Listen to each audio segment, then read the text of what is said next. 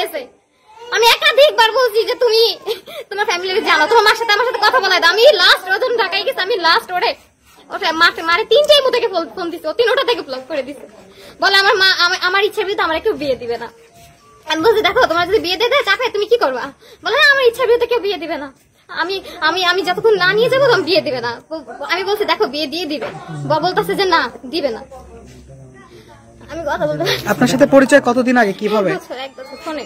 গল্পটা বলেন তো কিভাবে? 1 বছর আগে, মানে 1 বছর ধরে ওর সাথে আমার ফেসবুকে পরিচয়, তারপরে কথাবার্তা শুরু, পরে ও যাতায়াত করতো ওর বোনের বাসা সানার পার, ওইখানে দেখা করছি।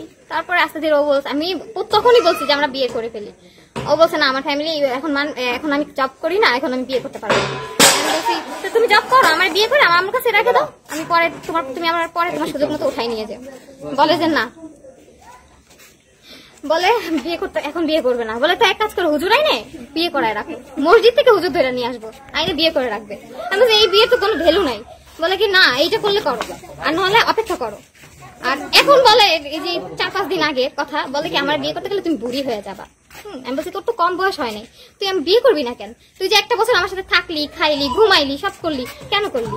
তুই যদি এগুলো থাকতো তাহলে আগেই বলতি যে আমি তোর সাথে টাইম পাস করতেছি।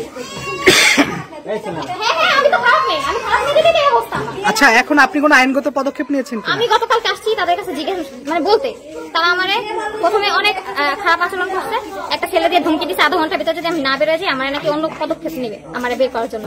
তারপরে আমি দ্বিতীয়বার আমি বাসা চেক করতে আসছি যে ও বাসায় লুকায় রাখছে কিনা। তারপরে ওনারা আমার সাথে তুলু করতেছে। তার প্রথমে জুতা মেরে তার গরুদান করার কোনো মানে নাই। তা আমি বলি নাই যে তারা আমার মারছে, কিন্তু রাত ব্যবহার করছে আমার সাথে প্রথমে। আর এখন বলতেছে আমি আইনগত ব্যবস্থা নিচে এখানে গেছিলাম, পরে আমি একটা অভিযোগ লেখাইছি, পুলিশ আসছিল 10:30 বাজে, এসে দেখছি যে ও বাসায় নাই।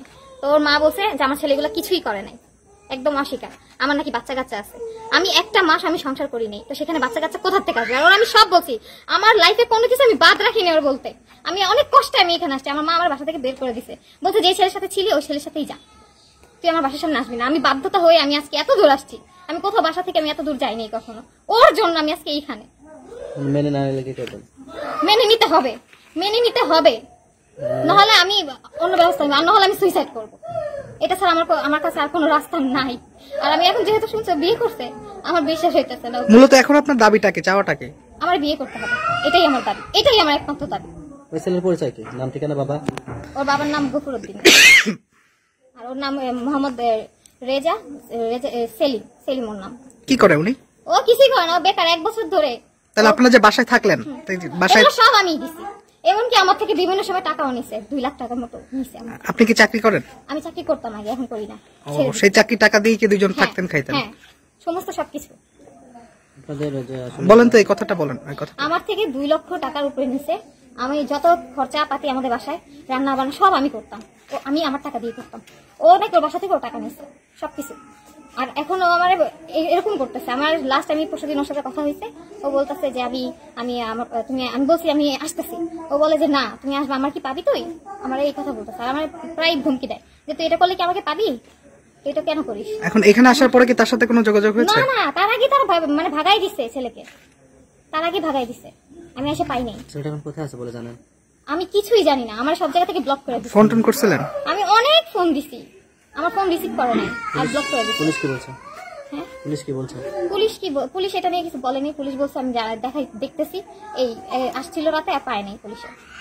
এখন আমার বলছে যে আমি যদি আইনগতভাবে করি মামলা বা যেটাই হোক ওভাবে নিতে। কিন্তু আমি চাইতেছিলাম যে এগুলো না করে আমি সুস্থ একটা বিচার চাইতেছি, যে ও আমার বিয়ে করবে কি করবে না, ও আমার বিয়ে করতেই হবে, কারণ আমার যাওয়ার জায়গা নেই। আমার তো জীবন শেষ করে দিছে, 1টা বছর আমার নষ্ট করে দিছে, 1টা বছর। আপনি এখানে আসছেন কবে, কখন? আমি পরশুদিন আসছি। কোথায় ছিলেন? আমি থানায় গেছিলাম, আমি থানায় তাদের আয়াতে ছিলাম। রাতে কোথায় ছিলেন আপনি? ওখানে থানায় উপরে ছিলাম, ওখানে মহিলা যারা করে তাদের কাছে ছিলাম, আমার এখানে কেউ নাই। আপনারা যে একসঙ্গে রাতে ঢাকাতে 1 বছর ছিলেন, এটার প্রমাণ কি? আমার কাছে ছবি আছে, তারপরে অনেক কয়েকটা ভিডিও আছে, তারপরে রেকর্ড আছে, সবই আছে। এমনকি ওর কাছে আছে, ওর ফোনে আরো বেশি আছে ভিডিও ছবি, ওর ফোনে আরো বেশি আছে। এটাও হতে পারে আমার এটা দিয়ে ব্ল্যাকমেলও করতে পারে বা করছেও।